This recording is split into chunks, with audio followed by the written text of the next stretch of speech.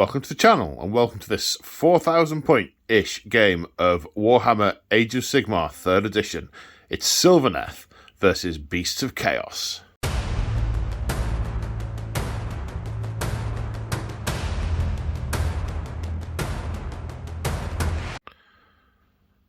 So today on the channel, we return to the Siege of Excelsis. This is episode 2. So this is a standalone game in its own right. You don't need to have seen the others, but the whole series is telling a story from beginning to end across the course of probably about 18 months. This is going to be a long series of games. Anyway, I digress. So, where are we up to? So the story surrounding this battle is, again, in the same way as episode 1 was about the events before the siege, this is also about the events leading up to the siege. So we are in Gairan, in a seriously corrupted swampland, and the sound, the resonance of the necroquake, which we won't go into in detail here because we haven't got that long, is resonating throughout the realms. And Alarielle can feel the press of death upon the forces of life and the realm of Gairan.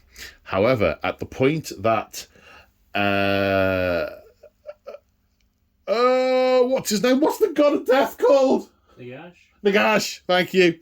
A slight faux pas there. At the point that Nagash loses out to Teclis in his battle, Nagash invades Teclis' realm.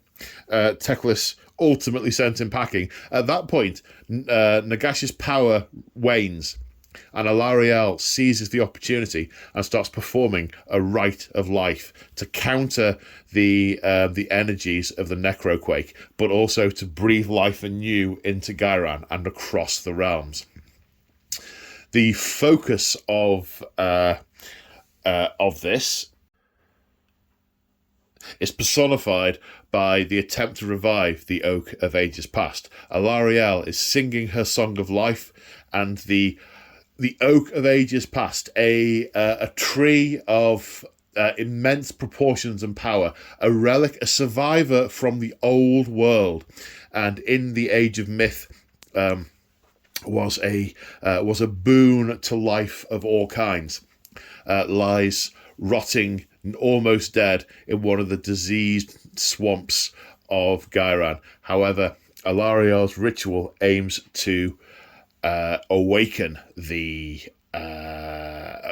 restore the Oak of Ages Past, at the same time as letting life flourish throughout all the realms. However, she is being thwarted in her attempt. She is being beset on all sides by the forces of chaos, specifically the Beasts of Chaos. Tribes of Nurglite beastmen are hurling themselves at her, and they have brought with them an evil artifact called the Dirge Horn.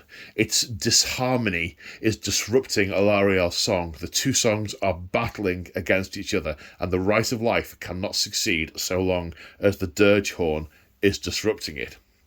And that is the nature of the game we are playing today.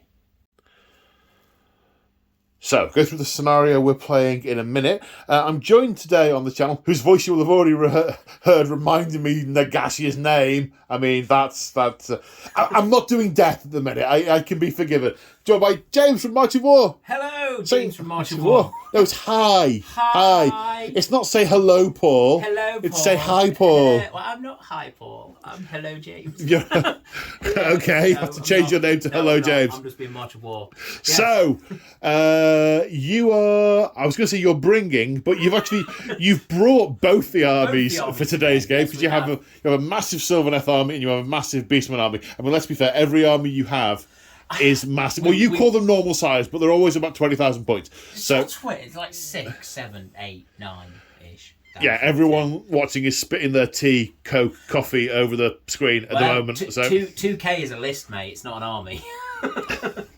It can be both of those things.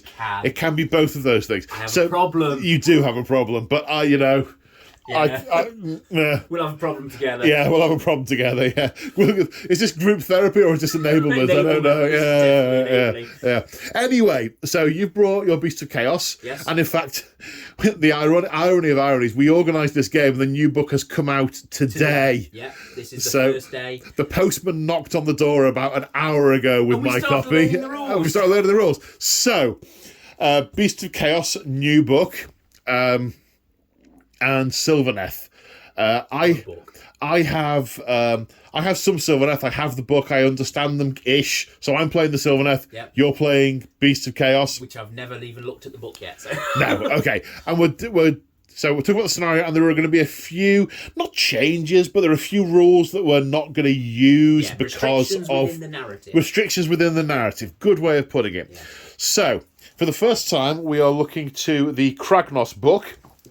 Which, to be fair, is driving the narrative behind all of the games in this series. But specifically, one of the battle plans in the book is this one, and we are playing it almost as is. Now, it's a second ed book, so bringing it up to date is a thing. Yeah. And it specifies what units to take. And when you add up the Sylvaneth units, it's about 3,500 points. Then when you add up the Beastman units, it's about 800 points. So we're going to tweak that slightly, and we're going to increase the Beastmen. Because we've got restricted on numbers, haven't we? Now you can't take as bigger squads of bigger units of things, can you? Well, it says in here there are what you can and can't take. We're glossing over that. We're going to do the armies in the spirit of what this is, and we'll make the armies even. Yeah. So it's a good scrap. But the general plan is the table's going to look like this. Over here we have effectively a tiny bit of the edge of the Oak of Ages Past. I mean, this thing is monumentally huge, but we're kind of representing it by that there. You don't actually need it on the table for this scenario. But we wanted one. We wanted a little bit of one. So the rest of it is diseased Nurgle Swamp. And as such, we're not going to be putting any wildwoods down. We're not going to be putting any, overgrown terrain. Overgrown terrain features. Yeah. The only thing we're going to count as an overgrown terrain feature is the edge of the Tree of Life, because the Tree of the Oak of Ages Past, because it is starting to burgeon, but it's kind of stalled a little bit. But we're counting that. Everything else is rotten and Nurgle-esque. Same reason this isn't where your herd is, as you just mentioned. Yep. So you're not having a herd stone. Nope. So there are a lot of Sylvaneth. There are a lot of rules that come off your herdstone that you won't get. Yep. And there are a lot of rules that come off Awakened Wildwoods and Overgrown Terrain that we won't get. And also, we're not setting them up, new ones either, during the game, because the place is just too rotten and corrupted and polluted to be able to do that. They're focusing the magic on trying to get the Oak of Ages Past. Absolutely. Well, it's the ritual is being channeled into the Oak of Ages Past. Yeah. As kind of a focus. In terms of the other things to mention, the Dirge Horn. Well, the Dirge Horn is it's an endless spell of the Beasts of Chaos, but it's being carried by a Gorgon. So effectively it's an ability that's going to be added to the Gorgon. Yeah. When the Gorgon dies, it is dispelled. Okay. It cannot be dispelled any other way other than by killing the Gorgon. Okay, cool. In terms of victory, there are some things that will happen if and when the Dirge Horn is destroyed. We'll come on to that. Victory conditions. If you kill a Lariel, it's a major victory. Beyond that, we're adding up units killed. Yep. And it, depending on whether the Dirge Horn is still there or not, makes it a minor victory or a major victory for whoever. But essentially, if Alariel's alive, it comes down to units killed. So it is just going to be a mass scrap, with the focus being on the death of the Dirge Horn or Alariel, respectively, to make that difference. 5 rounds. Setup, we've got to stay within our territory, as you can see from the shape of the map. More than 9 inches away from the enemy. The Dirge Horn has to go quite close to my territory. I think it's says in here within 12 of the middle of the battlefield, so it's got like a 3-inch gap it can go in. Yep. There's got to be more than 9 away and within 3. Yep. So there's very little option for where that can go. Okay. So we might tweak that a little bit. If it basically looks like the tribe are just pushing the dirge horde out front into all the bows, I don't know. We'll see. There's not a lot to shout out with for the scenery. This mat is from Urban Mats. These trees are old GW trees. The rest of it is... These trees are from the model tree shop. Everything else is pretty random. Okay, so let's go and look at the armies. And here we have 4,000 points of Sylvaneth. Now, before we go through the models, there are a number of rules which, in practice, we aren't going to be able to use because almost all of them work on awakened wildwoods and overgrown places. So a number of them, whilst in theory we could use them with that, it's an awful lot to remember. You can't jump into that and then out of it. No. So, and if the beastmen are right up against that, things have gone badly. So exactly, we're going to ignore the seasons of war. We're going to ignore the what are they all called? The stepping in and out of walk the wild, walk your secret path, wild path. What are they called? Strike and fade and walk the hidden path. Right, okay. So neither of them. Neither of those. One of them is you can move between trees, yep. And the other one is you can fall back into a tree and then out of another, isn't exactly. it? Exactly. Yeah. We also can't really use Verdant Blessing because the place is too corrupt to be able to stand up a new wildwood. Definitely. So a lot of that isn't going to happen. So it's going to be a very interesting take on Sylvaneth because they are literally backed into a corner and fighting in a way that they are not used to and that they do not want to. Okay, so we're just going to go through what the units are. A lot of these, we will go through what they do when we come to it in the game because we've got to sort of sift through which rules are still relevant given everything else has changed. So we'll go through those as and when. But we will start with Alarielle, the Everqueen. I mean, that is such a magnificent model. I mean, look at her just riding the war beetle. Could be a war beetle. I don't. What's it say in the flavour text in italics at the start? Or the bit I was or in the column to the left? No? No, unless it's the Talon of the Dwindling. No, it's not. That's another thing. Anyway, so the main things to call out with Alarielle, she knows all the spells. And what's it called? It's called a Wardroth Beetle. Wardroth Beetle. I knew I was close. She knows all the spells. She can cast 3 and deny 3.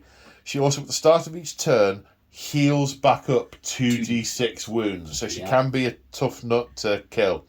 She can also retreat and fight. She can put wounds back on nearby units. She can summon a unit. Yeah, she's got spells of her own on a war scroll, but we'll come to those as and when we use them because otherwise it will be information overload. Oh yeah. And we're going to do that with the other units as well.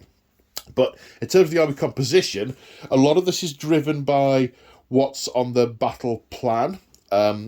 Most of which are older units. We've put one of the newer ones in to make up some points, but we have 3 units of 20 Dryads. They are the line troops of the Sylvaneth. They are everywhere.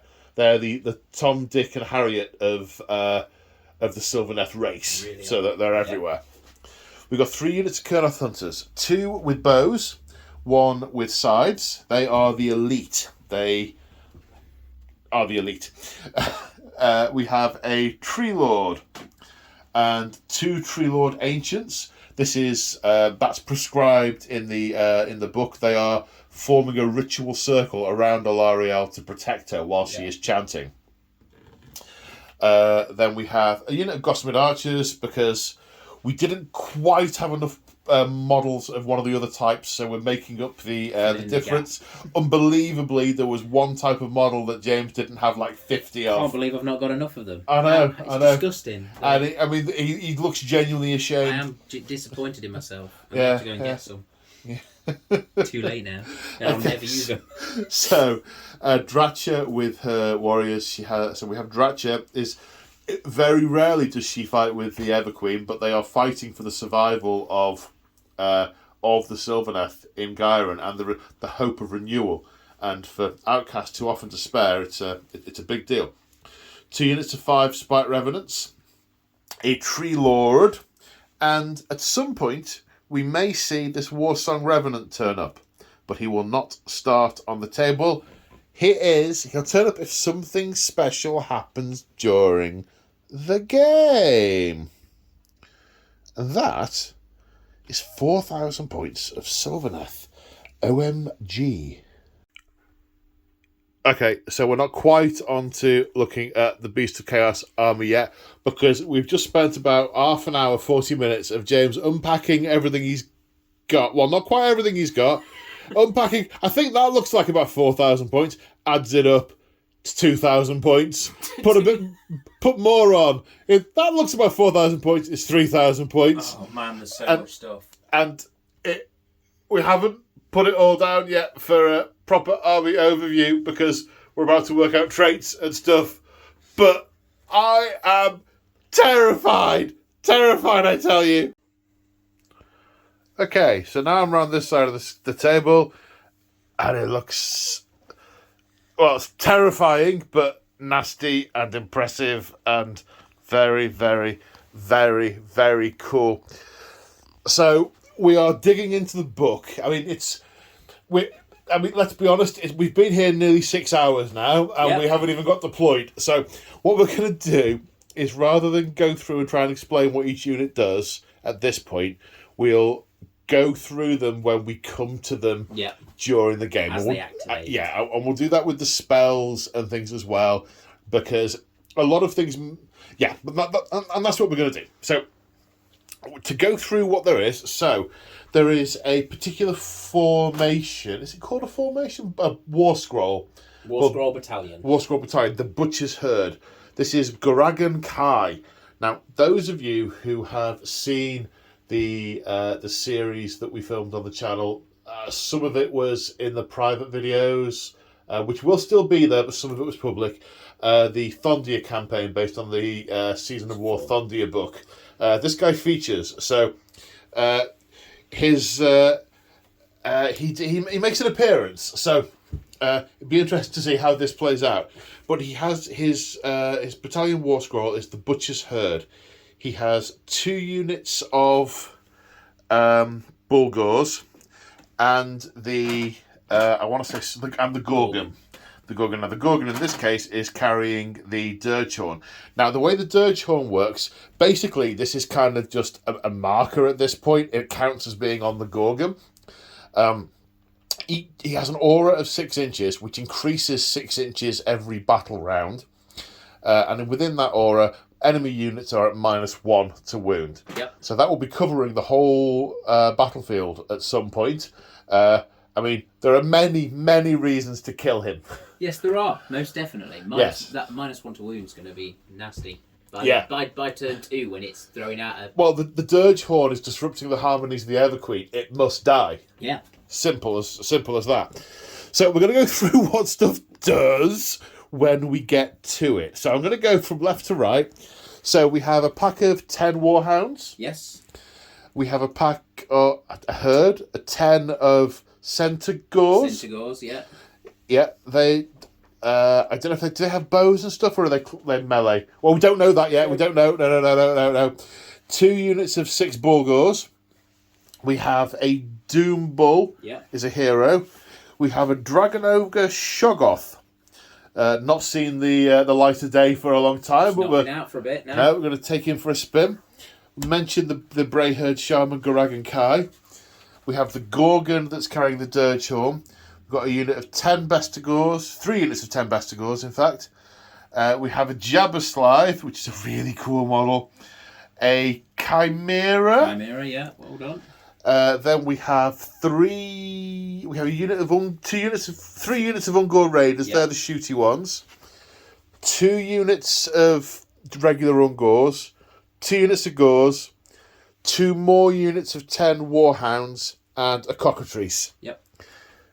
And that's 4,000 points. Woo! Yeah. You can see already that we have deployed the Sylvaneth. That it seemed a good use of time to do in parallel. So when I'm going to go on to deploy the Beast of Chaos, a lot of these will be off the table. Some of them are going to be off the table because of the way Beasts of Chaos, they used to have a mechanic whereby they summoned lots of units.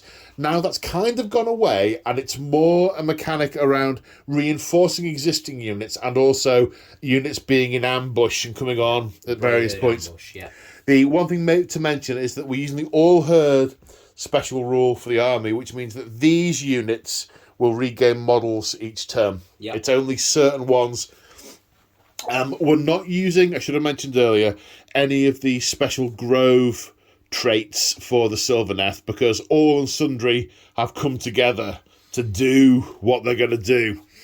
So, yeah, deployment. So here we are after deployment. To talk you through the Sylvaneth deployment, we have the Ever Queen surrounded by the Ancients, and then everything else just round her in a circle. What we've done, we've tweaked the battle plan slightly because we put this big piece of terrain here to represent the Oak of Ages past. But what it's done is it's nicked half the deployment zone. So we've gone, well, in all honesty, the Beast of Chaos aren't going to use like a foot of the table back there. So we've moved it forward a little bit, and to compensate for this, and knock the moss off the top. There we go. And we've moved the Beast of Chaos back a bit, but the distances should all be the same. It should be no different. Got the Dratcha and her Spite Revenants over here. Dryads. The group of Kurnoth there. And we're bracing ourselves because that... James has put a lot of stuff in Brayherd Ambush. Yeah. There's 3 units of the Ungor Raiders. They can shoot whilst they are off the table. Yep. And then 2 units of Best of Gors, 1 unit of Gors, and the Shaggoth, who is basically doing his own thing and sneaking around the side, ready to lightning something to death. That's the plan. Yeah.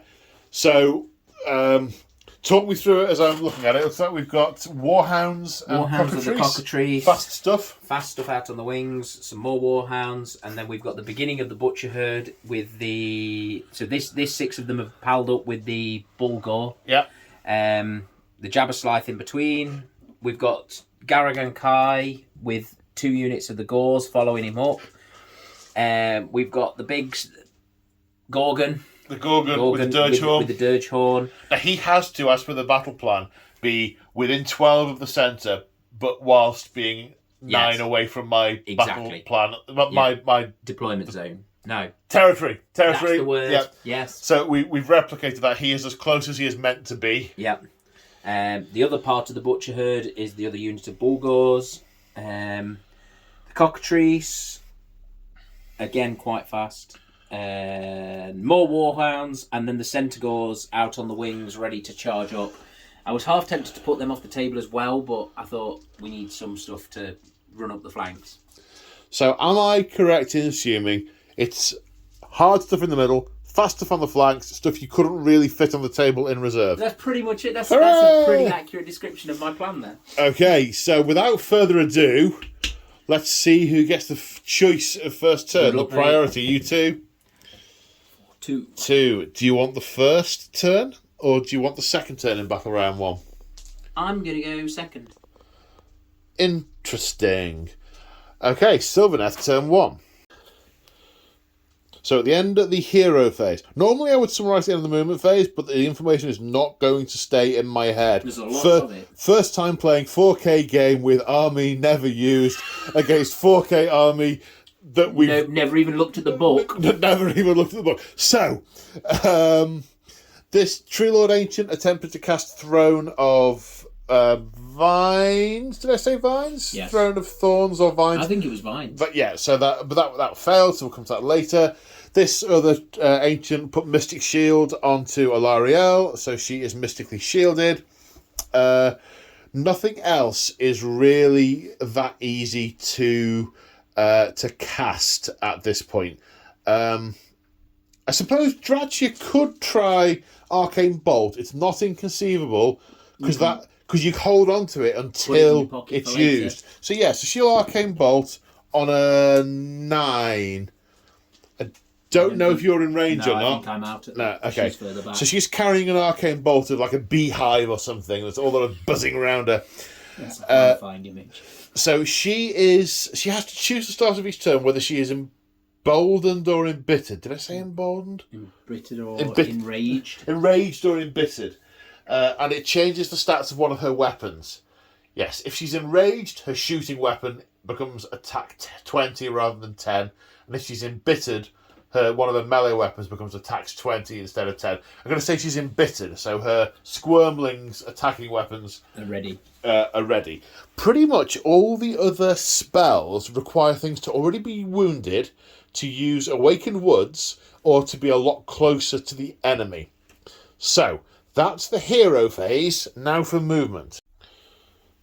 So after the movement phase, not an awful lot has changed. The ring around Alaria has been expanded a bit. We are aware that there are a lot of hidden raiders coming in from all angles.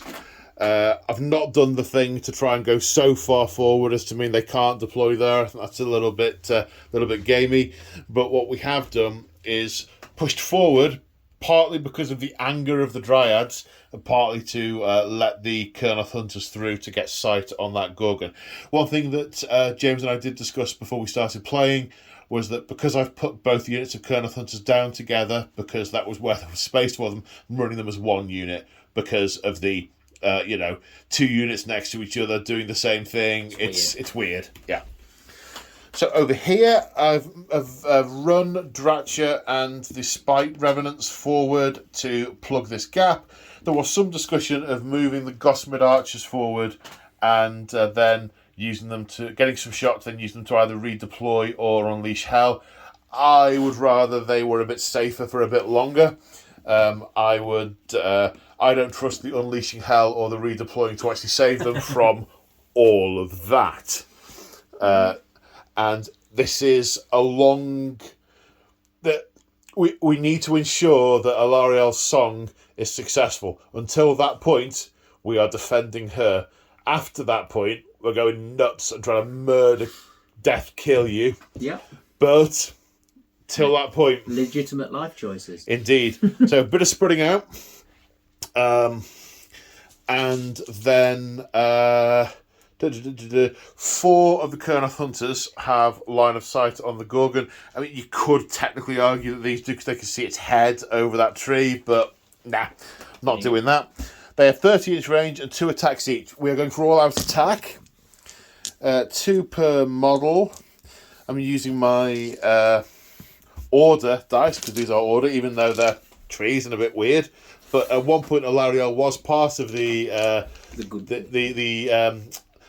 Pantheon of Order is wrong. It makes it sound like they're all godly underneath Sigmar. Not the case at all. They were all in collaboration, in alliance with. Anyway, so the Great Bows will hit on 4s, normally 3s now. That's some good hitting. 7 hits. Wounding on 3s. So, sorry. Should have said that. I mean, they're shooting at the Gorgon with the Dirtshorn. I mean, 3 at -1, 2 damage on the Gorgon. The Gorgon has a 5-up save. So 6 up now.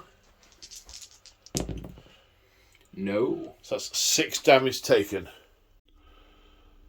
So 6 damage taken out of 16 wounds. 10 still to get through. And that is the end of Sylvaneth turn 1. Bit of movement, bit of spreading out, bit of shooting. Now bracing myself for the for Beast of Chaos turn 1. okay, we're in the hero phase and we're coming across new stuff. New things. Now, admittedly, the penny has just dropped with me that this is only going out in about 5 weeks, so it won't be new when you see it, but it's brand new today. So, heroic actions. So, the Beasts of Chaos have a special thing where they have rituals of ruin that they can do as a heroic action that they can do. And there's also a rule that says heroes who are not on the table can do these heroic actions. They can indeed. So, the Dragon Ogre Shoggoth Yes. is doing Warping Curse. Warping Curse. Now, the way these work is you pick a point on the edge of the battlefield, yeah, and you measure from there. Resolve it as if he was stood there. As if he was stood there. So, okay. Basically, Warping Curse is choose an enemy unit within 12 inches and visible to the hero. That unit suffers D6 mortal wounds. Okay, but he himself takes D3 mortal wounds that mortal cannot be negated. First, so here comes his. He hits the 1. Takes a mortal wound that cannot be negated. And we'll then do D6 mortal wounds on... I'm going to have to do it on the Gosmead Archers. So you're going to be here and... and hit it onto them. Okay. For 1! For 1. Well, that was short and sweet. Okay, Alariel attempted heroic leadership, but failed. I mean, she is trying to do a realm-spanning life ritual. It's not just the tree. This is a ritual that will span all the realms to push away the the necroquake. It's big stuff, and these scum are trying to get in their way. We will get in the way. So you are casting... I am casting Wild Rampage from Guragan Kai, putting it onto the Bulgors. Okay. So it goes off on a 7, which we get on an That's 8. an 8. Would you like to deny? I would. We'll measure if I'm in range if I succeed. I don't succeed, it's irrelevant. That's his cast. What's that do? So that gives them 6 to hit, cause 2 hits. Okay. Until next turn, yeah. Okay, so that's the end of the hero phase. Movement. And I don't know if you can really appreciate this. I mean, we're at the end of the movement phase. If you can really appreciate this off camera, but they're all just so close now. They're all so very, very close. This is a Sylvaneth nightmare, a stand-up fist fight. It's just okay. Fully surrounded. So that dog must be a little bit further back. 3 inches. 3 inches. Yeah, 3 inches. Yep. He's got heresy head. Heresy head on. Yeah. So what has happened? Well, the stuff that was on the table there's been a lot of running. Yeah. These guys have just moved. Yep. So there's going to be charges here. There's going to be violence over here. These have all run, apart from the Gorgon, who's moved forward a bit, but his job is to stand at the back with the Brayhorn, debuffing my whole army whilst the Horde floods through, which is why I need to kill it from range as soon as I possibly can. These flankers have all advanced the wrong word, run. Yes. They've run as well. A command point was spent on forced march for the Warhounds to make them run the full amount. Then we have 2 units of Bestigors coming from the flank, one over here and one over here, with the Shoggoth, who has just done his ritual over there. I did, unusually for me, I did remember that the redeploy exists, and then I realised that there was nowhere to go. You've just moved forward. 1 step forward, 2 steps back. So I'm like, no. So that's the end of the movement phase. Right, now the shooting phase. Now there are not a lot of guns on the table. However, the Ungor Raiders have a new special rule. Once per game, they can fire whilst they're in ambush. And you pick a point on the edge of the battlefield, and they count as being there and have to shoot at the nearest unit within 12 inches. Yeah, pretty much. And because all the ambush units have to be on the table by the end of turn 2, pretty much we think you shoot in turn 1 and bring them in on turn 2. Yep, pretty much. So we're going to work out how that happens, and I'm going to get shot. So, I mean, it's pretty simple. You pick a point, they count as being there, they've got to shoot the nearest unit. 2 shots each, hitting on 4s, winning on 4s. Nice. So, 20 shots, hitting on 4s. And then to wound. 4s again. Ooh, yes. That's 4. These March of War dice available on the March of War website. Yay! Yay! New dice. March of War, the channel's official painting studio. So 4 saves, no rend, 5+. 3 die. And the next unit of Ungor Raiders are going to do the same thing. Add force to wound. 4 again. Saving on 5s. Save 1, 3 more die. And then the final lot are all going into the same. That's having the 3 units. You've just picked a unit on the table and put 60 shots into them. Yeah, that's quite cool. And you've not been able to return fire or anything, no. Or hide behind terrain. Yeah, because you've just been able to pick one that was exposed. Yeah. Is that another 4? Is it really? No, it's 5. It's 5. There we go. Which 5 is what you'd expect, because half of 20 is 10, half of 10 is. So 5s. Although saving 3 is unexpected. There you go. And 2 more. 2 more. So now we have the Chimera looking all hidden in there. It has a fiery breath attack, which it is breathing over at the Dryads. Yep. So okay. It has 1 attack, and do not use the normal attack sequence. Instead, the target suffers D3 mortal wounds. With a 12-inch range. So 2. Ow! Birdie!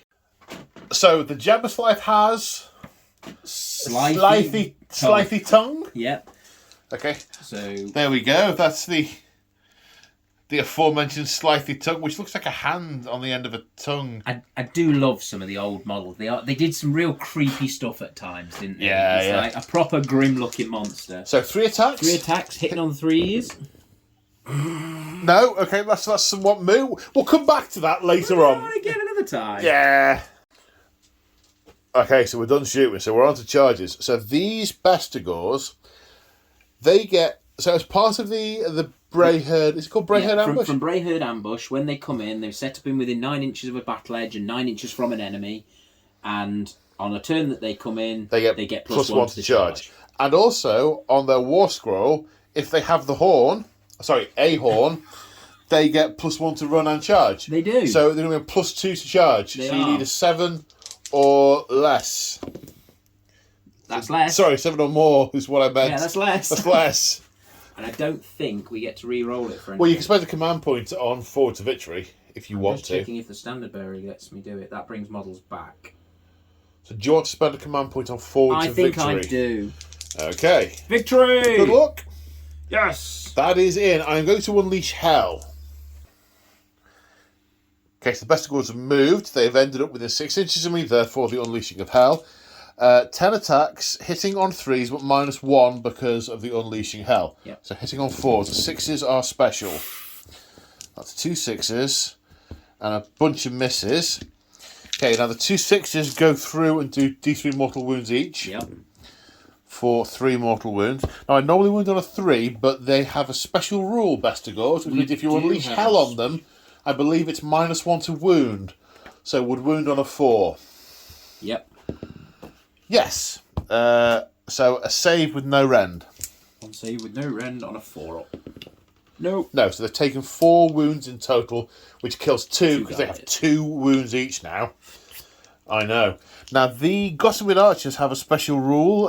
Zephyr Spites, which are the wings that are attached to their backs.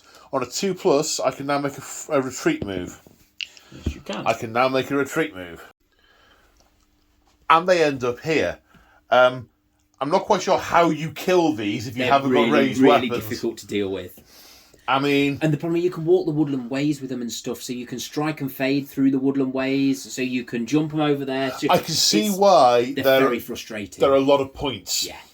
Because we were looking for because we didn't have the exact right number of another unit. They were used as a fill-in. And it's like, they're like 220 points. And I'm like, something else. Whoa, they're... It's like, because they just make you want to... Cry. Yeah. Okay, so the shotgun, it turns out, is only 10-inch charge. +1 for having come in from Bestial thingy. So 9. Brayherd Ambush, yes. Brayherd Ambush. No. Do you want to spend another command point no, on... I'm good on...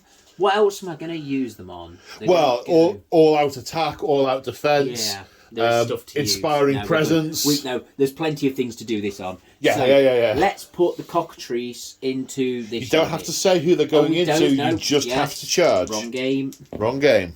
Yes. 9. So you can move it up to 9. So he's just going into this unit and staying over there. So I've got plenty of room for pigs. Okay. Okay, and then the second unit of pigs is going to do a charge. Don't call them warhounds. Sorry, yeah? they're warhounds. They are warhounds. This is what James calls his warhounds. These are my war pigs. War pigs. He said, "Have some fudging pigs," is what he yells off camera whenever he charges with the warhounds. Get some pigs. Get my warhounds. And they don't make it on a 3. They do not make it on a 3. Oh, no, but they have a rule. They've got a rule. We have a new book, and I think they've got a rule. rule. Is this change one of the numbers to a 4? I think it is change one of the numbers to a 4. Or was that Razor Gauze? Oh, no. Bear with us, folks. Normal service will be resumed when the book makes sense. Chaos Hounds, when you make a charge roll, you can change one of the dice to a 4. So it's a 6-inch charge. We make it.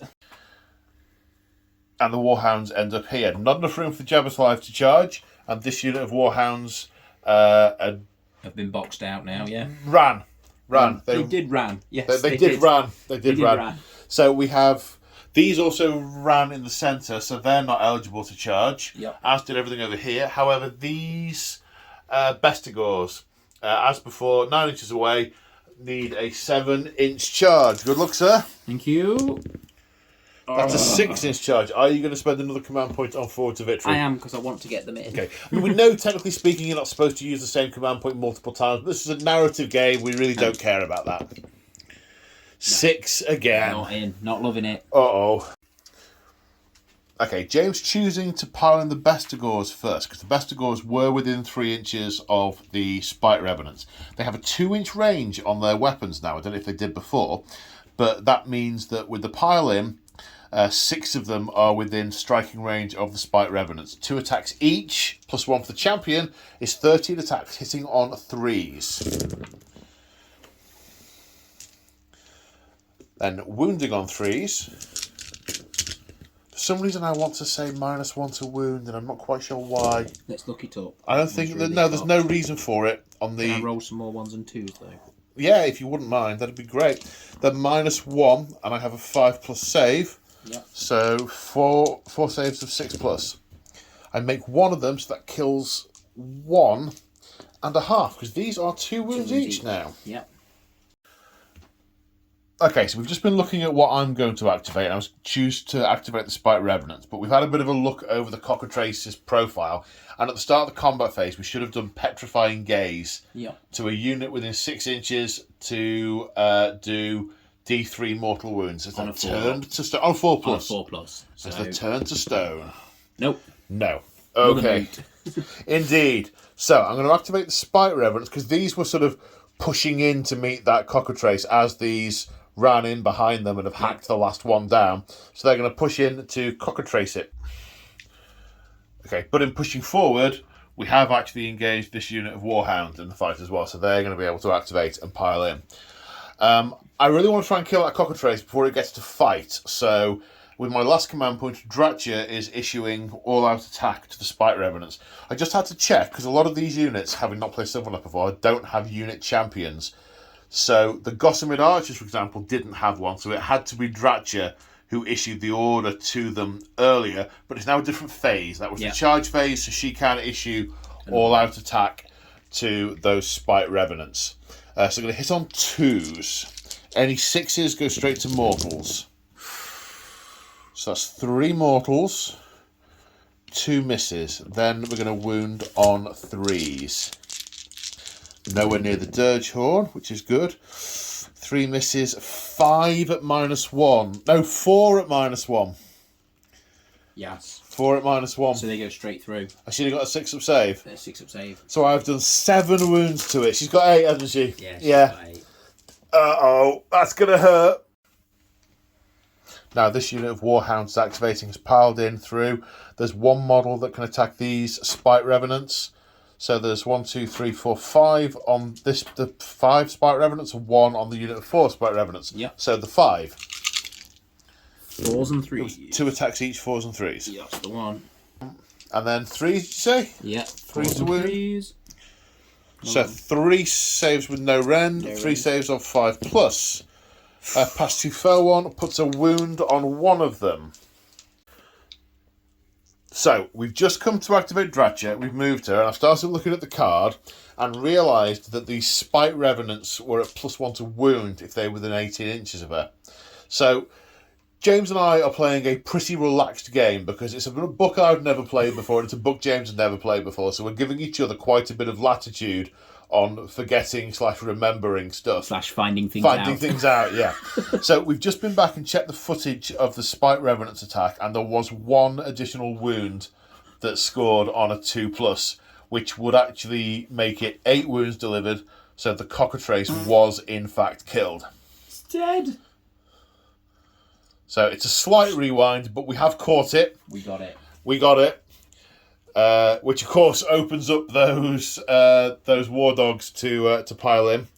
But right, yeah, back to Dratcha. So the cockatrice has actually got another funky rule that we only spotted when we were checking the card.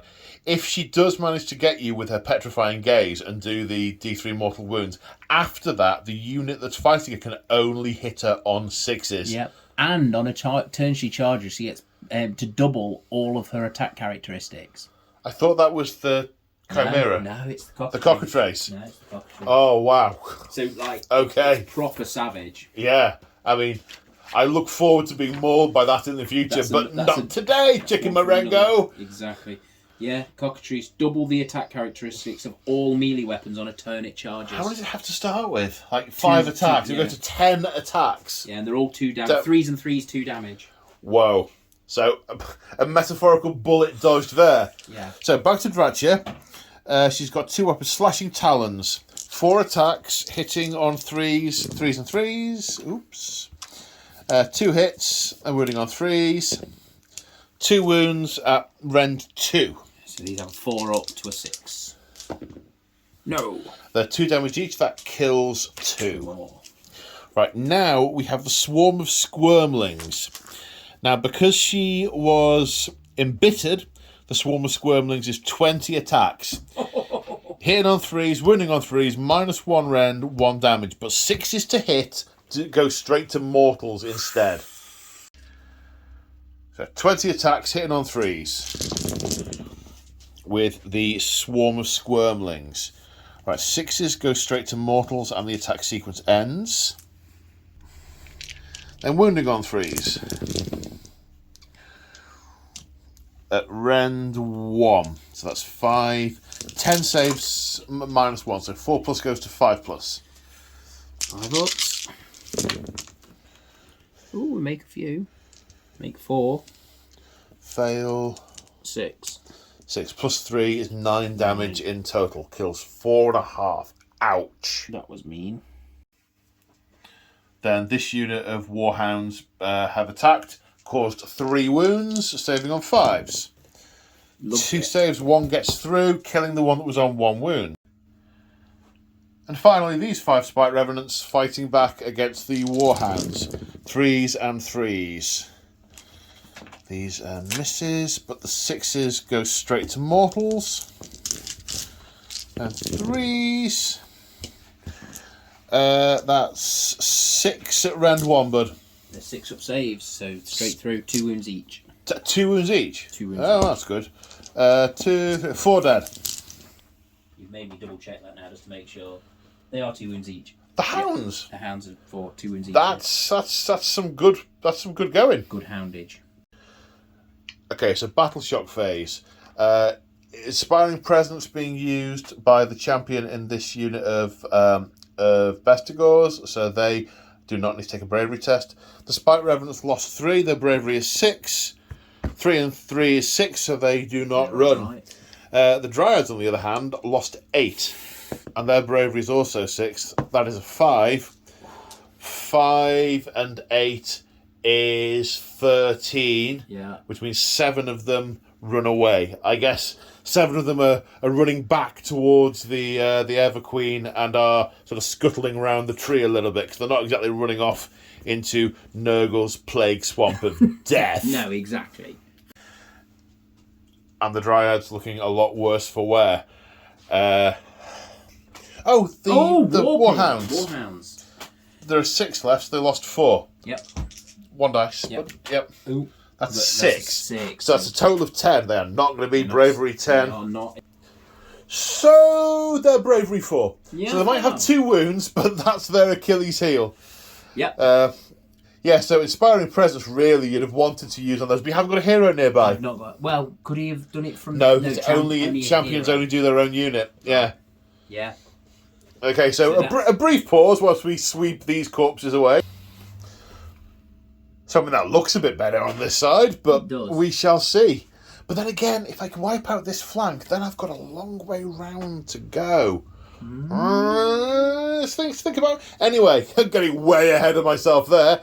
Priority roll for battle round 2. Good luck. 4. Do you want the first turn? I'm going to go. Or first. Do you really? Are you first. sure? I want the double turn. Oh no! Piggies come. No, dearie me. So we're in the hero phase. Heroic actions. So the Dragon Ogre Shoggoth did heroic recovery and healed D3 wounds. He is now uninjured. Now so it turns out that Beast of Chaos, every hero can attempt one of the rituals on that list, which is why it says in there you can't do the same one multiple times. Because that'd be horrific. Because, ow!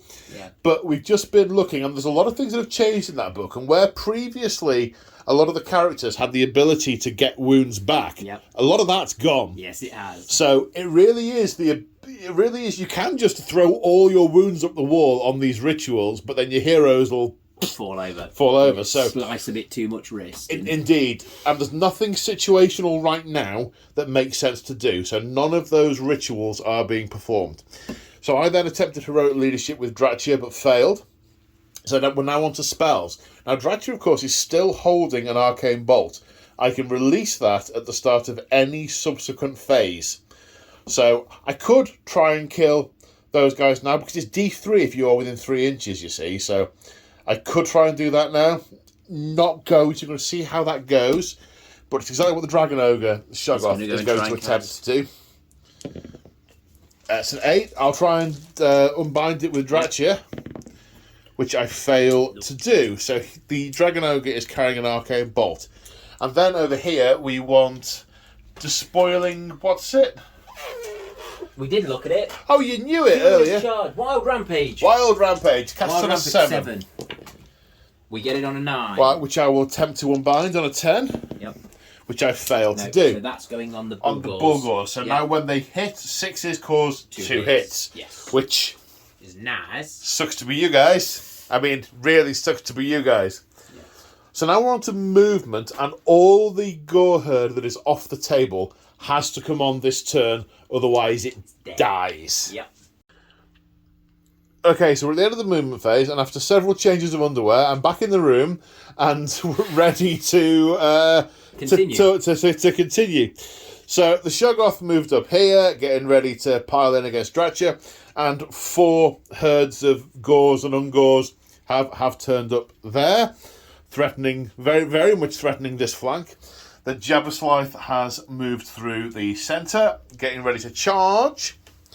Up here, the what's it called? The Butcher's Herd are ready to butcher.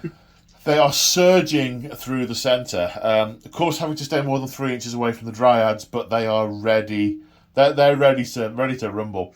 The Dirge Horn, of course, now has a range of 12 inches, and its range of effect is going to touch some of these units, potentially even the Kernoth Hunters, when they are unleashing hell, which they will do. The Cockatrice has... Chimera. The Chimera has stayed put and is kind of being held in reserve by Garag and Kai, but also is going to carry on breathing fire at the wood. We have a pack of barreling warhounds and centaurs pushing through here, and then we have the Bestigors from earlier have moved further on, and some Ungor raiders behind them moving in as well. I umdenard, but I eventually spent a command point on relocating this unit of Dryads pushing back. They were initially violently rushing forward to get to grips with their enemies, but they have realised they have been ambushed, and they have been pulled back by the Tree Lord Ancient has directed them to withdraw. And the Kurnoth Hunters, they are wise. They were. I envisaged that they were driving them forward with their wrath, and using them as a lure, and have now pulled them back, Drawn them in. So it's made the charge a little longer over here, but it has drawn them out of missile range of a couple of these, certainly of these raiders, and some of the spears from those. So it does feel pretty desperate, and I'm very conscious that not a lot of my army is actually getting involved at the minute because of the ritual that's going on. But that's the nature of the scenario. It's going to get desperate. Speaking of desperate, here we go. So it's the shooting phase. It's the shooting phase. Where are we starting with the shooting phase? I shall start with this unit into the... They all in range? But they've come in within 9. So yes. Yes. So 20 shots. 21 shots, we forgot. 21 shots, that's right. 4s and 4s. 4s and 4s. 4s. Is that 4 again? No, it's 2. No, it's 2. Wow. 2 saves of 5+. 1. 1. Killed one. I told you they were going to survive. So now these Ungor Raiders firing at Dracha. We've just done a little bit of... They weren't all facing the right way. We've just readjusted them, made sure they all... I mean, they were lazy. They were looking all over. They were looking all over the place. So we've readjusted those now. 4s and 4s. 4s to wound. Considerably better against Dracha, ironically. That's weird, isn't it? That's 7. Yeah, 7. And Dracha has a 3+ save. Whoa. Takes 3 wounds. 3 wounds on Dracha. And now the Jabberslide whips out its tongue to try and eat some of the Spite Revenants. 3 shots hitting on 3s. 2 hits. Wounding on 3s. 1 wound. Save minus of 1d3 damage. Save of a 6. Oh, he loves it. Snaps off a bit of tree. a branch I did not need. And now the Chimera is going to breathe fire on this unit of Kurnoth Hunters for D3 mortal wounds. 1 for 1. That puts a mortal wound on a Kurnoth Hunter. And is that all the shoots? I think that is all the shoots. They fired. They're out of range. Oh, there's some spears on the Centaurs. And 4 of the Gut Piercer spears are in range, hitting on 3s. 2 hits. And then wounding on 3s. 1 wound. Save of -1 damage. Save of 6. No. Skewered by a bit of his old dead relative. So we're in the charge phase, and there's a lot of charges. We also remembered that Drax is a monster and could have monstrous rampage last turn, and we totally missed it. Missed that one. So we'll remember that this time. So we're going to start with this unit of Bulgors. Yep. And they are... We need somewhere to roll the dice. There's so many models. 7 inches. So we're going to move the 7 inches.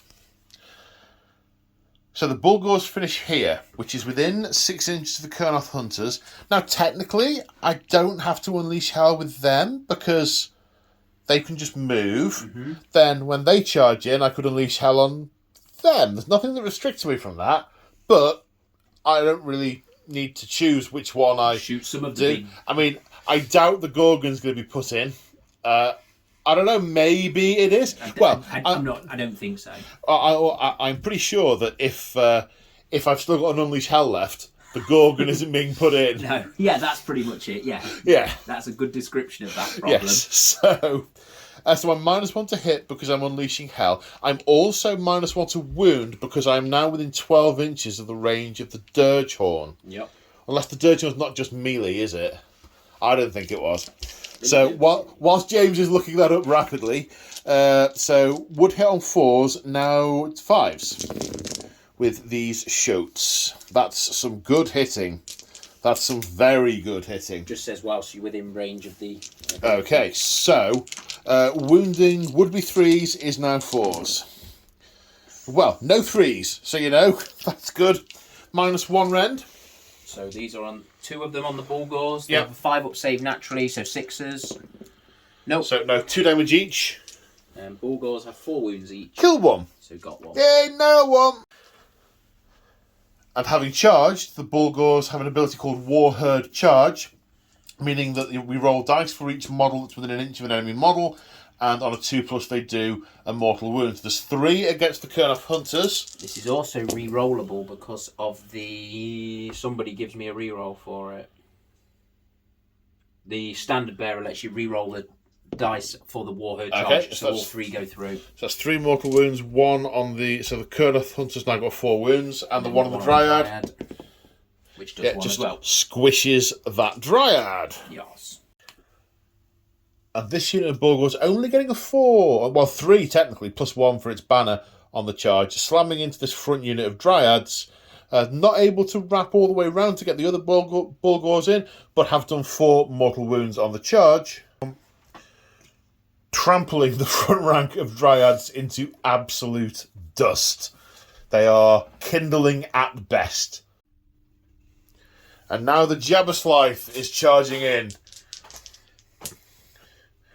For 11. Now the question is, can it get through that gap to get to Dratcha? I don't think it can. I don't think it can hit Drycha, but I'm going to very carefully... We're watching for movements. Can he fit? No, he touched that one. No, that's where he stops. Now and back a little bit, to be honest, because I knocked that model. So I don't think I've got my 3 on Drycha. So the reason we're checking is that the Jabberslith has a monstrous rampage that it can use on heroes within 3 inches that reduces their save. What do you reckon? I can't see it. I reckon that is very close and just out, I think. It's so close, It's really close, isn't it? It's really close. Should we roll the dice to determine that? If that is the way you'd like to resolve, I can't tell from above. I managed to get the tape measure down to look. I think it's a oh, she just moved forward. I think it's I think it's out. I think it's out. By about 0.5 mil. If I'd have put longer grass on it, she'd have been in.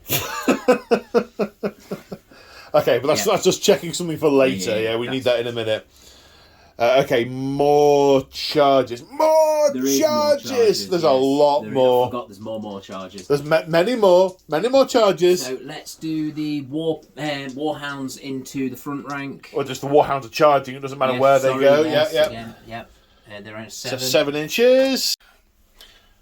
And the warhounds slamming into the Kurnoth Hunters and the Dryads.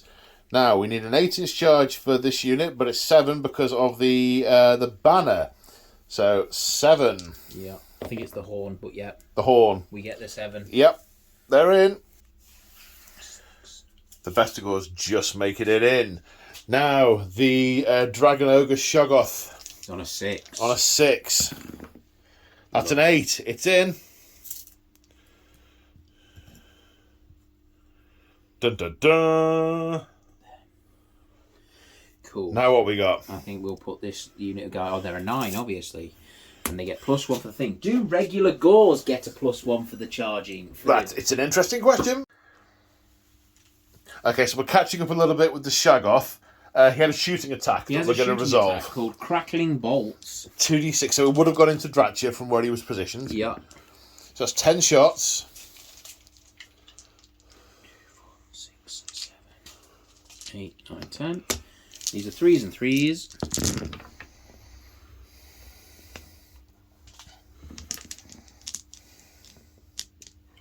You pick the dice up. And then 3s. So that's 4. 4 at -1 rend. 4 at -1. Okay, saves of 4+. So takes another wound. So the reason we got onto this is I wanted to know what the profile of the Shoggoth is like, because I have a dilemma. I have 1 command point left. This feels like a turn where I needed to have many, many command points. I have 1 left, and I'm trying to debate between either giving Dratcha all-out defense to try and keep her alive, or unleashing hell with the Gossamer Archers now the Shoggoth is charged. Because what escalated all of this? Why did we decide we needed to start thinking about killing a Shoggoth quickly? Well, I was already thinking this way, but what we discovered looking at the Gors is they have a rule. Basically, Gors, when they charge, Gore Stampede, they barrel into their target. Not even fighting, they just barrel into it and basically give it the always strike. On a 3-up, it gets strike last. Strike last. So I was already thinking about it, but maybe having to fight last with Drycha. Maybe. Well, if I have to fight last with her, and some of these get into combat, then she's dead. Yeah. Because she's only got 6 wounds left, and I would like her to not be dead if possible. It would be good if she wasn't dead. Yeah, because I haven't been able to do any of the shenanigans retreating into the trees after fighting, because it's been a double turn from the beast. I haven't been able to heal her up, or heroic restoration, or recovery, or anything. So I'm trying to work out what's the most likely to keep her alive. And I think I've just concluded that it's killing the Shoggoth. I think the Shoggoth's worth a shot. Because at the start of the next phase, he will do the D3 mortal wounds from his arcane bolt that he's holding. Yeah. Which will do That's a good point. He won't have been able to do it because at the start of the charge phase he was holding it, so at the start of the combat phase he could. If he's dead, he can't. Yeah. And he's got the nastiest attack profile, but what it does mean then is an awful lot of attacks coming in, assuming they make it on a 3-up save, which is probably going to kill her anyway. But this way, that might be dead. Yeah, I'm confident they won't kill her. So I'm not. He probably would. I'm not. So yeah, the Gossamer Archers are going to unleash hell. Okay, so the Gossamer Archers -1 to hit, but 6s still do mortal wound, D3 mortal wounds in fact instead. So drop dice don't count. Hitting on 4s, 6s make me happy. 1, 2, 3 6s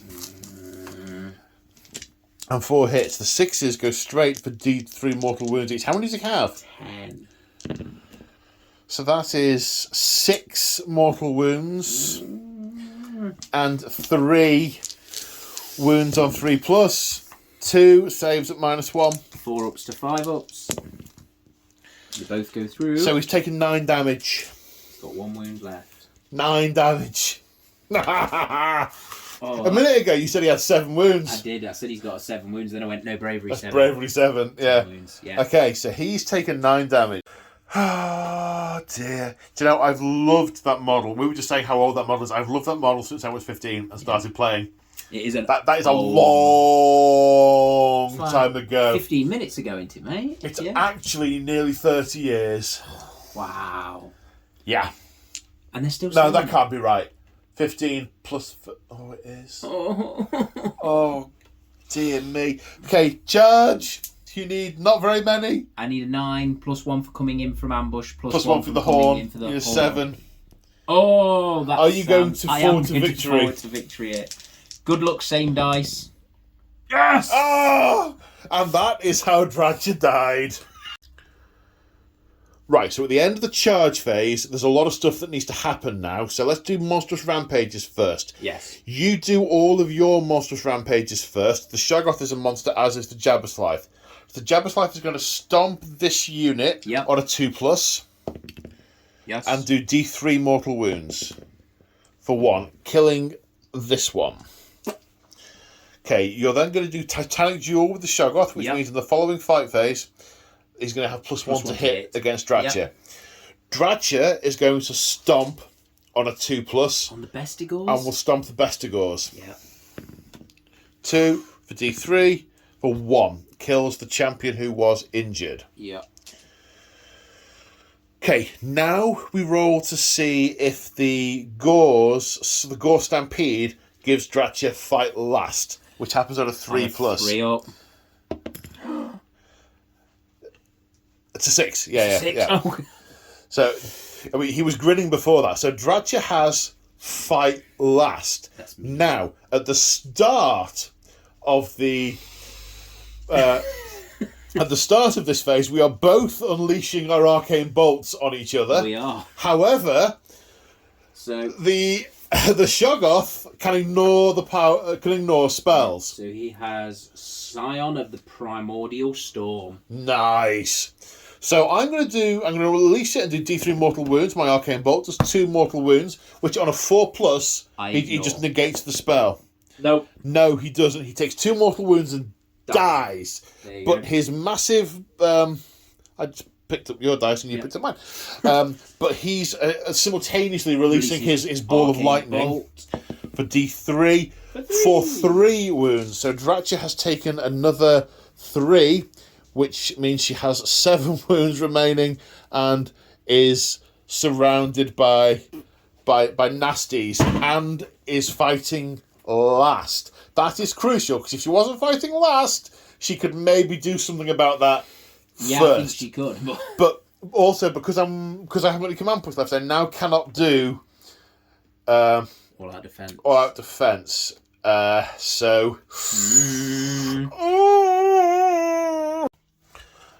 Okay, after a bit of head scratching, because there's going to be a lot of back and forth here, James has elected to activate this unit of Bulgors first to try and take out these Kurnoth Hunters.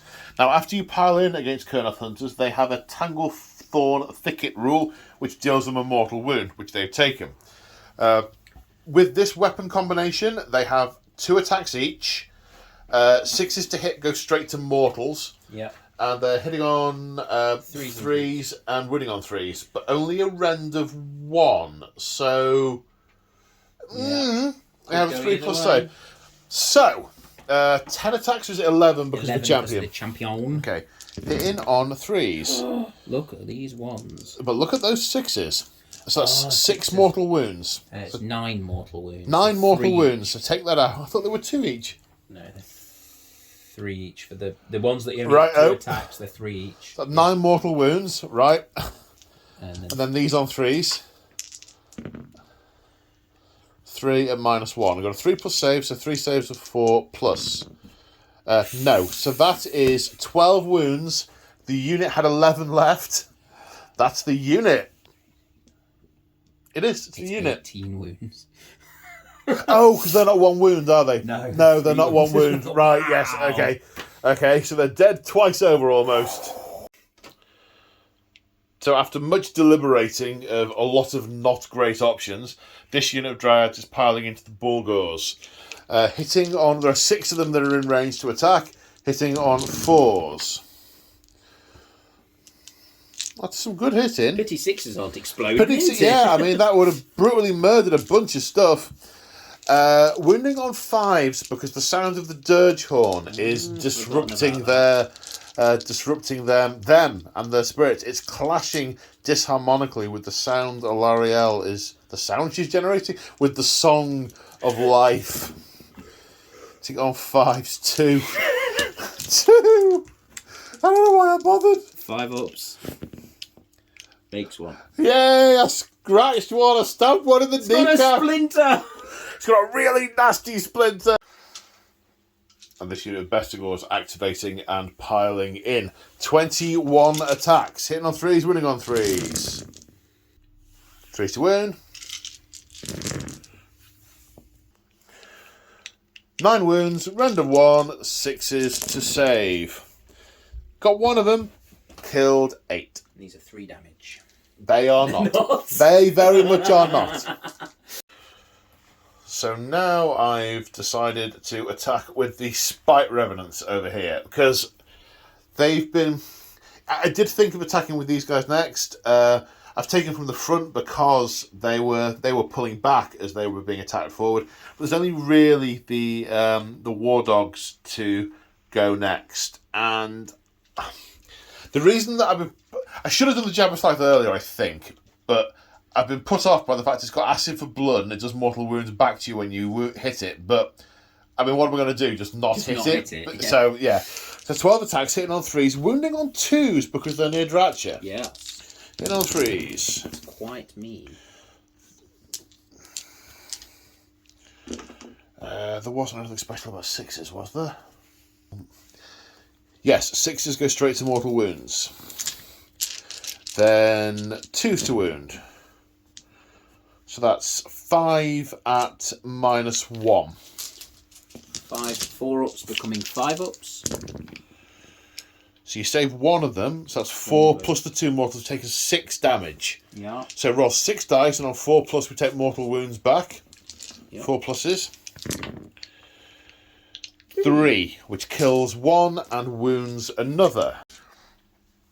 And the Warhounds have piled in and caused 5 wounds, no rend, so 5 saves of 5 plus for the Dryads, which they make 1 of, and 4 are killed. So now these Spite Revenants. This one here I think is more worried about the Jabberlife, so he's going to attack the Jabberlife, and these 2 into the Hounds. So the ones in the Hounds, no mortals, winning on 2s, 3 at -1. They only have a 6-up save, so that's So 3 1.5. 1.5 dies. And against the Jabberlife, that's 1 mortal, 2 regulars, which save on 5s. So he's taking 2 more damage. On 4-ups. Yep. So 1 mortal. Does 1 mortal wound. So he's gone up to 8 damage. He has 10 in total. Have you got another? Oh, I've got the wound dice from down there. It's alright, I got more in my pocket, bud. Yeah. Yep. So he's taking a wound, and that should say 2. Yep. Right, now where are you going next? You haven't fought those. No, I've not. You haven't fought those Warhounds. You haven't fought either of these units. Yeah. And we have just realised that these Kurnoth Hunters have been brought into the combat. Yeah. Because of the way the Bulgars piled in. Yeah. So it's interesting. Do you know where you're going? I'm going to go with the Bulgars in the middle. Okay, I will get my corpse shovel. So now these Bulgars are attacking. It's 13 attacks, same as the other unit. The 6s go straight to mortal, so that's 9 mortal wounds. And because of the spell that was cast earlier, we get each 6 is an extra hit. So we take the 2s out. Yep. And then put 3 back in. Yep. Yep. Okay. So then these are wound on 3s. Yep. Okay. And then minus 1. Okay, so that's 1, 2, 3, 4, 5, 6, 7, 8. 2, 4, 6, 7, 8.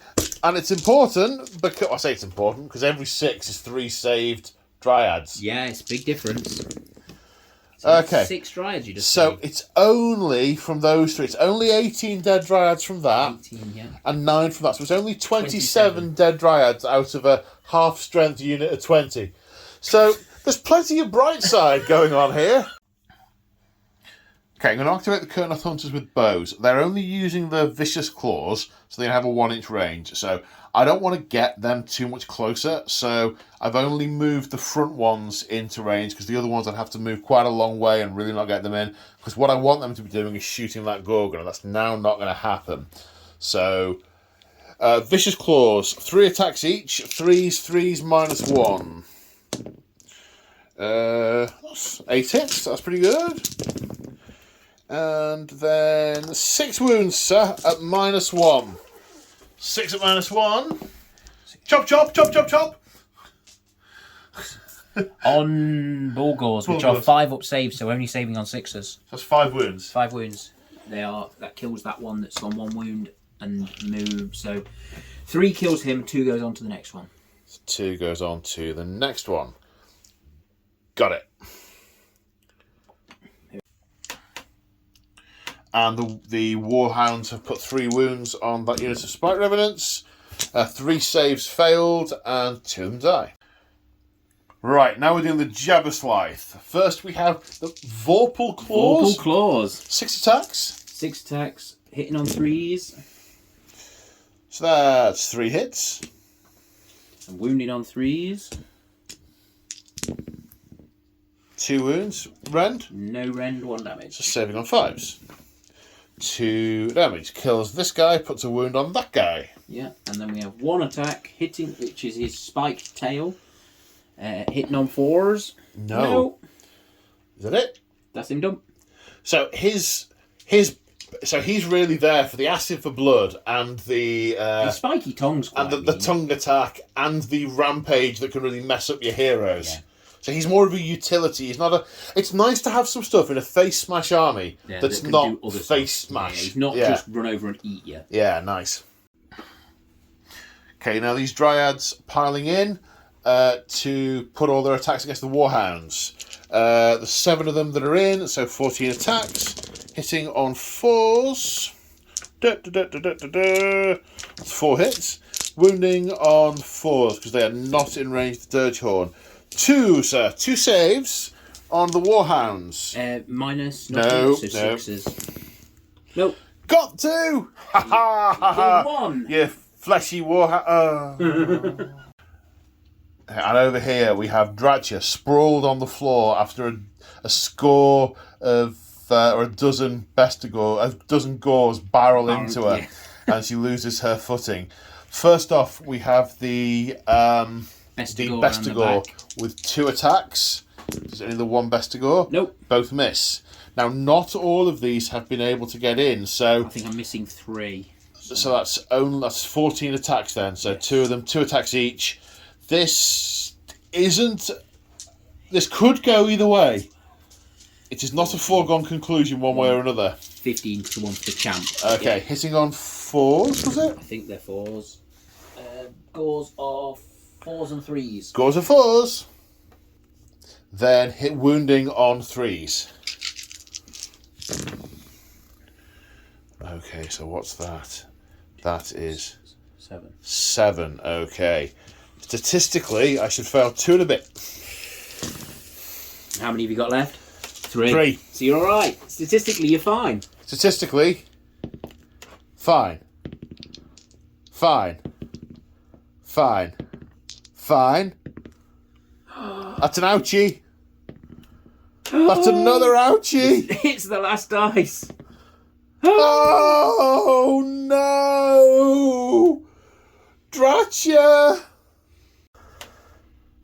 Unfortunately, it doesn't matter how long I stare at the card. The 10 wounds is 10 wounds. And no fight on death. No.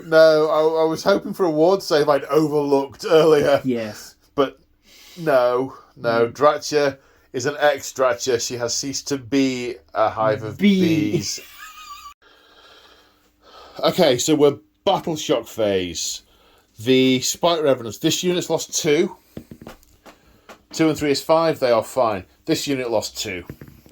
2 and 4 is 6. They are fine. Their bravery is 6. Pigs lost 1. Okay, their bravery 4. So this is some are going no matter what. No, not quite. No, 1 plus 2. It's 3. We're all right. They're fine. Woo! The pigs stay. Did any of those die this turn? I killed 1. So they might fail. 1 and 3. No, they are fine. This unit of Dryads, 1, 2, 3, 4, 5, 6, 7 are left. Which means 13 died. 13 plus 4 is 17. Bravery 6, so 11 run away. That's the rest. So the Dryads have slunk back towards the Oak of Ages Past. Well done, that man. I got one. Okay, but these war dogs could fail. They lost 1. They are running. So 7. So 3 of those run away because their bravery is 1. So the Bulgors are Gores at heart. They are bravery 6. Nothing gives them a bonus to that. They've lost 2. They're all right.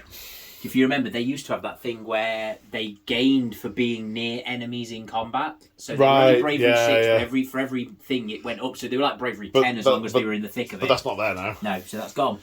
Okay, nothing else here, nothing else here. We did that. No one was wounded there. I think that's the lot. I think that's it. Okay, so it goes to Sylvaneth turn 2. And that's a mauling. That's 1,000 points, 1,200-ish points have gone. Yeah.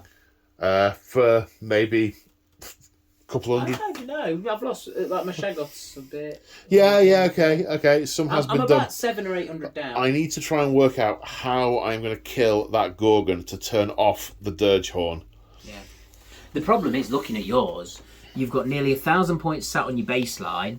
Who can spawn 300 points?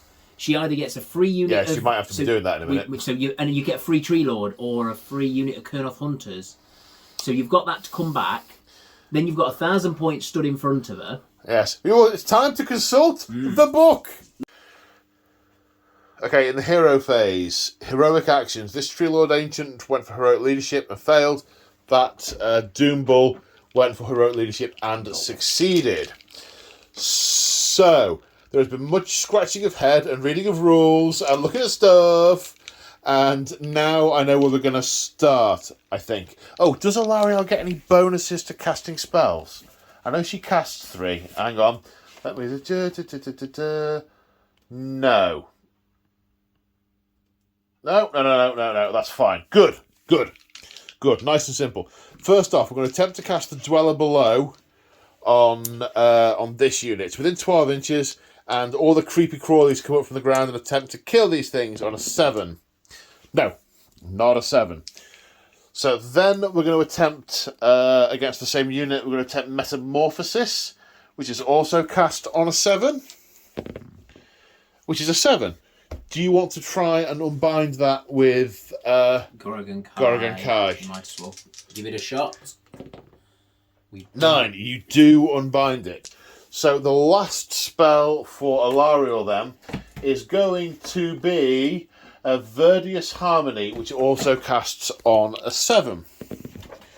That's an 11, so it is cast. Puts D3 models back in this unit.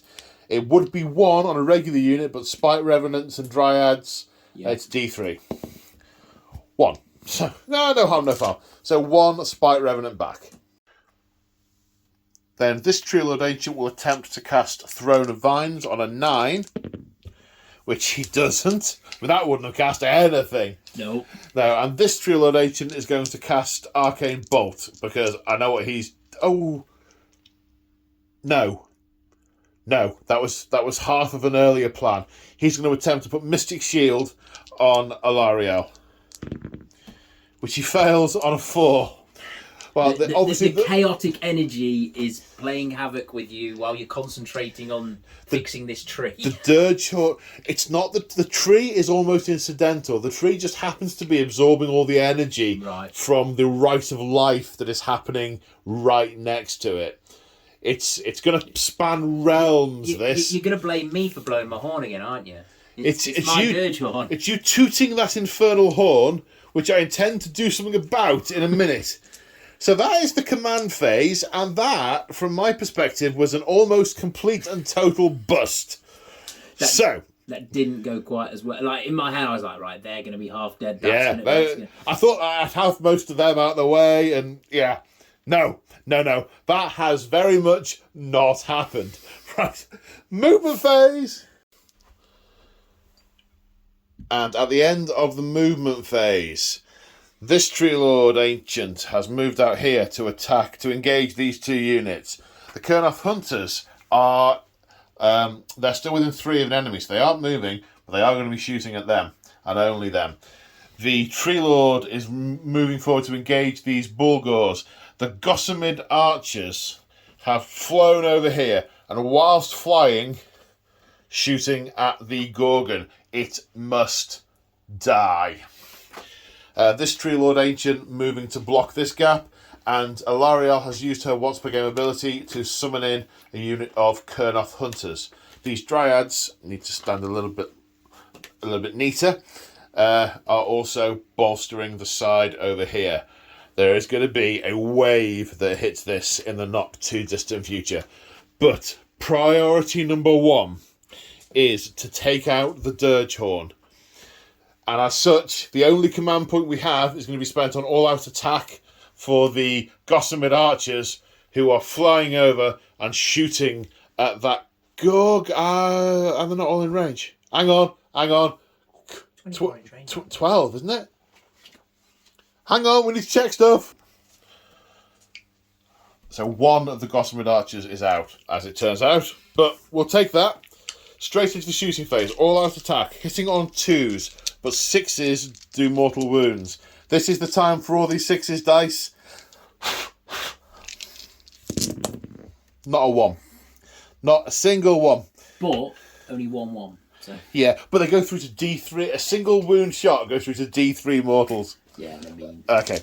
And then wounding on 3s for no Ren. I think it's 5 ups, but so it makes 1. And 3 damage go through. 7 remaining. Are they 3 damage each? No, 1 damage. 3 got through though, didn't they? Sorry, yes. 3 got through. Right. Yeah. So it's taken a total of 9 wounds. 9 in total, yes. So now Alariel is going to throw the Spear of Kurnoth at the Gorgon, which hits on a 2. Wounds on a 2. Rend of 2. And a Gorgon has a 5 up save, so straight through. Flat 6 damage. Leaving it on 1 wound remaining. I'm now going to look everywhere for the possibility of some more damage. Something. Okay, and as the Gorgon is still alive, Alariel, whilst it has sent this Tree Lord into these Bulgors, is now directing it towards the Gorgon. That might mean the difference between life and death for this Tree Lord, because if it uses its roots to kill the Gorgon, it might be seriously underpowered against the Bulgors. But his queen demands it, and it's an attack I can maybe get to kill the thing with. Kill it! Kill it! Hitting on 2s because it is uninjured. 3 attacks. 3 hits. Wounding on 3s. 1. It has a rend of 1, so you can save it on a 6. Don't do it. It's a 5. 2 damage. Wow, that kills him. The Gorgon is killed, and the Dirge Horn is, as a result, dispelled. And as the Dirge Horn is dispelled, the sound of Alariel's song reigns supreme, and life starts to burgeon once again. The Oak of Ages Past is energized, and the roots start to dig deep, and the tree starts to pull itself upright. When it reaches its full height, it starts to bloom, and tiny golden acorns start falling from it. And where the acorns land, they grow and unfurl into the noble spirits of the Warsong Revenant. All across the realms, life starts to surge. Vessels of nature start to grow and burgeon. Long trees' roots start to delve deep as they grow to great heights, shattering rock beneath them and digging through deeper and deeper to drink deep of nature's bounty. And the Sylvaneth here present at the centre of this rite, hearing Alariel's song, become enraged and angry and turn their anger upon these invaders, these corrupt vessels who are polluting this Gyron's bounty. And the rage takes them and they rush to battle. Okay, so continuing the shooting phase. These Kurnoth hunters have to fire at the Doom Bulls the Bulgors that they are engaged with. I don't think it is -1 to hit. I think that's only with Who'd-You-Whatsits. So Kurnoth bows, 2 attacks each, hitting on 4s. 6 is doing anything? Are 6s doing anything? Now that is a good question. I will consult the small piece of cardboard. No. Okay. Although, I have got an extra attack from the Great Hunter. No. And then wounding on 3s. 4 saves at -1. -1, so we're on 6s. 2 6s, okay, 4 damage. It's into these ones. Those ones. So see, 2 kills him, and that just moves on to. I'll be honest, I had hoped for more. I had, be honest, I had expected more. More, yes. Oh dear. Right, now the True Lord Ancient is going to put his Doom Tendril Staff in at this bracket. 2 attacks hitting on 2s. 2 hits. Wounding on 3s. 1 wound at -1. Save for 6. Save over 6. No, 3 damage. That kills that one that's wounded and puts 1 on another one. Coming over here, this Tree Lord Ancient is going to do the same on the Jabberslithe. 1 hit. Winning on a 3. No. I was just looking up what his save was. Those Revenants are destined to be acided to death. Okay. Ooh, what does the War Song Revenant do? Okay, charges. This Tree Lord Ancient is going to charge. Gets an 11. I mean, I'm going to need that in a minute, but, you know. There we go. Dink. The Kurnoth Hunters. Oh, you're suggesting I should have gone into the Doom Bulls? No. These are Bestigors. They are... The Bestigors are definitely... That's the equivalent of 10 Stormcast Eternals in terms of damage output and damage soaking. Yes, fair enough. So I need to do some damage to them. Yep. I'm tempted to put the Kurnoth Hunters into them. Yeah, don't they do impact damage? No, they do end of the combat phase damage. Sorry. But they've changed. With 3 attacks each and enough space to get in, you've got 7 wounds left on that unit with a 5+ save. Yeah. Kurnoth Hunters. 7. They're in. And the Kurnoth Hunters make it in. The Tree Lord. 9. Running straight forward at those guys. Then over here, this Tree Lord Ancient. An 11. That's going to put him in. Nice. Dink. And then I'm going to have a go with these Dryads. I think they might come over here. 4. No. No command points to Force of Victory. These Kurnoth Hunters, maybe. I mean, I may as... you could have unleashed hell on them. No, you couldn't. I didn't get to move. So actually, just rolling those isn't a problem. It's not like 40k where you'll get to Overwatch me anyway. Yeah, no, only if I end within. So I may as well roll for him. That's a 10. Nice. Which might be enough. And then made it in, and the Ungor Raiders are unleashing hell. 21 dice, hitting on 5, which is -1. Yeah. Quite a lot. Yeah. Then we're going on 4s. Whoa. Quite a lot. 6. 6. No rend. No rend. 3+ save. Failed 1, so puts a 1 on this first guy. Ting. Yaha. That's all my charges. So we must be on to the fight phase, and I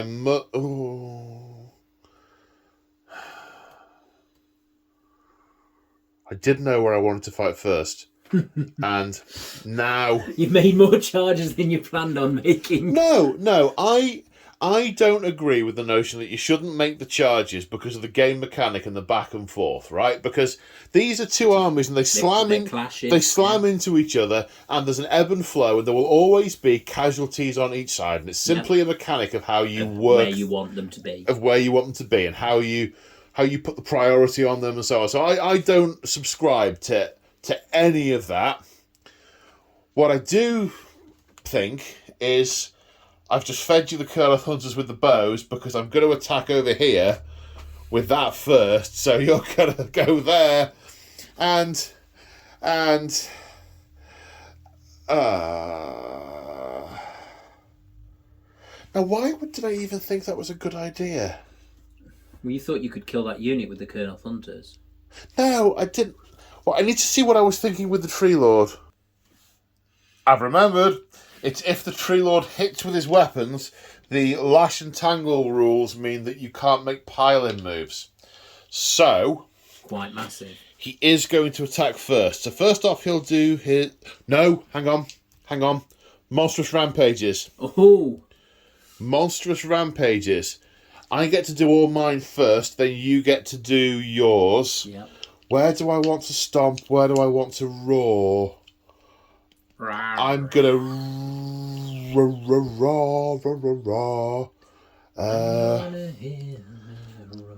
I completely need to remember how raw works.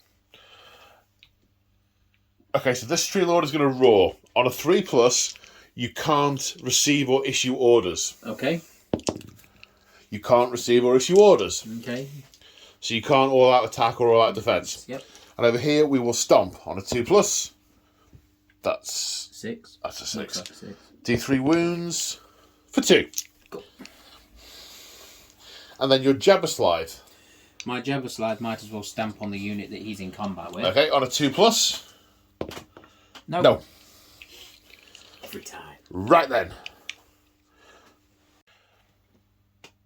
So 5 sweeping blow attacks, hitting on 3s.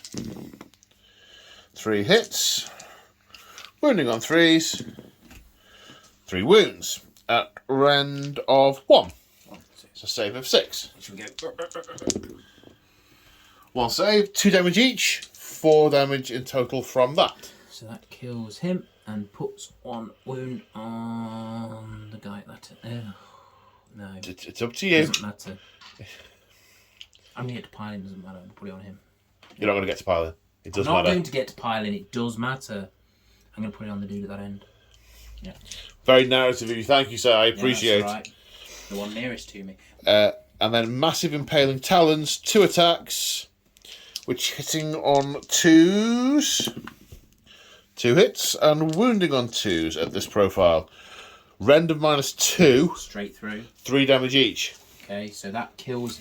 How many is that? 2 of them? 3 each. Yeah, 2 of them, 3, so 6 in So total. that kills him and 2 roll over, and then 3 more. There are 3 more, so 1 of them kills him. And then the next one goes 2 onto him. Yeah? How many damage did the... They're 4 each. Right, okay. So, what... We're doing a total of 6 damage. Yeah. How many did he have left, the one that you've just taken off? 3. So He had 1 3 kills- left. Yes, so 1 kills him. No, he'd taken a point of damage, He hadn't took he? 1 point of damage, so we had Okay. 3 left. So 3 kills him.